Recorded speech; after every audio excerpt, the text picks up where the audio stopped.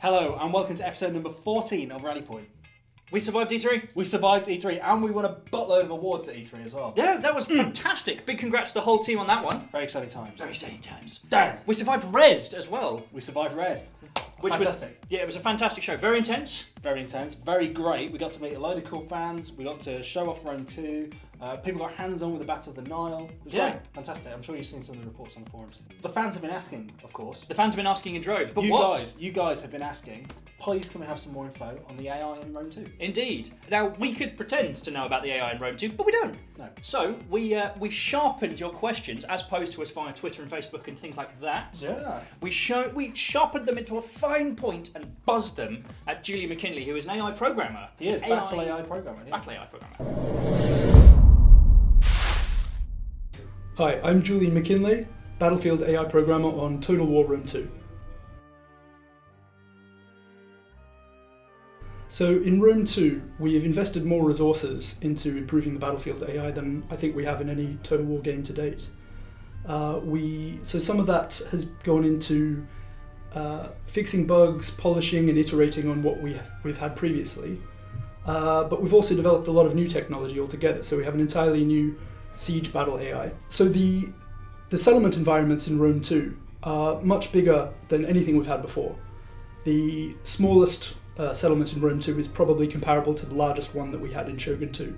Because of this, the AI really needs a deeper understanding of battle tactics in an urban environment. You know, you have a heavy built-up environment, a big network of streets and courtyards, marketplaces, plazas, and so on. And the AI really needs to be able to know how to navigate that environment effectively and also what tactical implications it has. So the result is a new AI system which can block off streets, which can split up its forces and actively defend or attack specific points in the map, which can execute outflanking maneuvers inside a settlement environment and split its forces up and attack an enemy position from multiple fronts.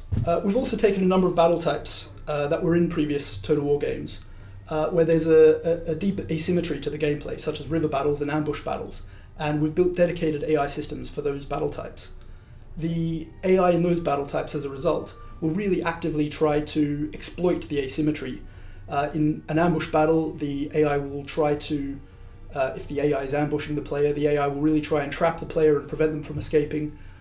Or in a river battle, the defending AI might actively utilize the crossings and bridges and try to block those off or position defensive formations accordingly to try to stop the player from getting through. So I think one of the big factors here is that because Total War battles are so varied, we have a dozen different battle types, dozens of factions, hundreds of units. We really need to be able to respond dynamically to whatever the game throws at the AI. So what we really can't do is go down the path of having AI solutions which have a heavy scripting element to them, because then after the player has played, dozens of battles, they'll start to notice that the AI is doing the same thing every time. Particularly because, Total War, some people will play the game for literally thousands of hours.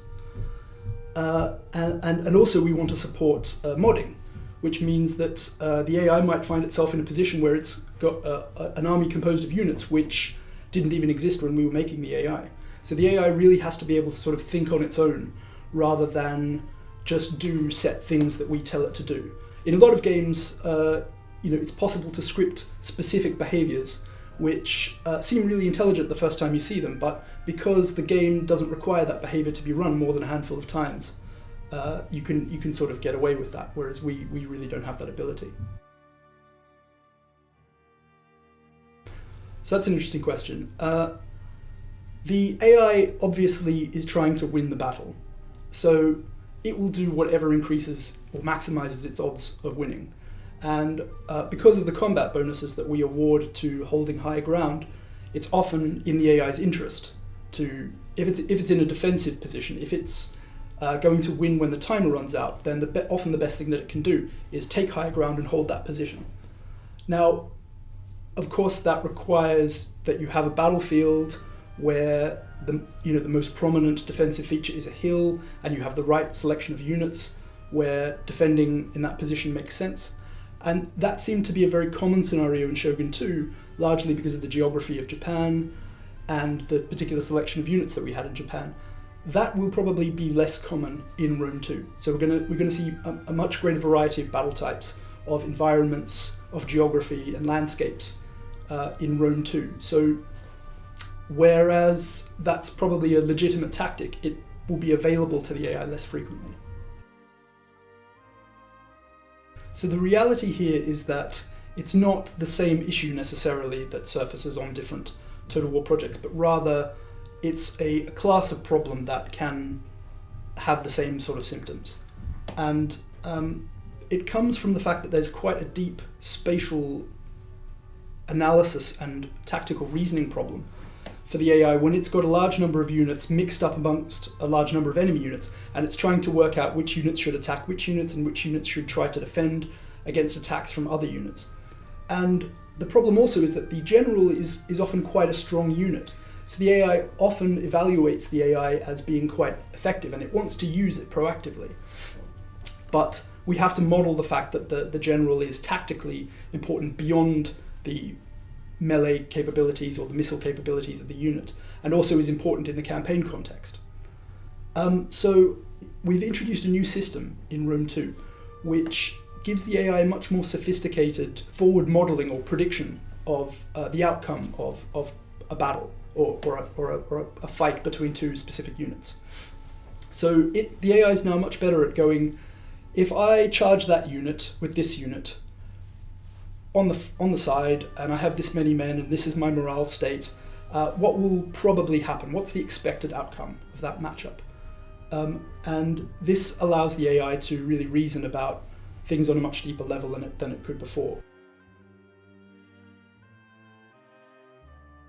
So we are experimenting with some Roman era formations, such as the phalanx formation. And this is something that we can do, but it can be a bit tricky because, as I was saying before, we really want the AI to be sort of a dynamic, flexible system. And we don't really want to create sort of scripted behaviors where it does the same thing every time. So what we need to do is adapt the existing AI to be able to recognize cases where those sorts of formations are useful and give it the ability to sort of construct those formations out of the particular group of units that they've got, so that if somebody makes a mod and they include a bunch of spear units, for instance, but they're custom spear units, the AI will be able to figure out that it can take those units and assemble a phalanx formation with them. Will we have mechanical elephants that breathe fire and destroy enemy walls in one hit? DLC.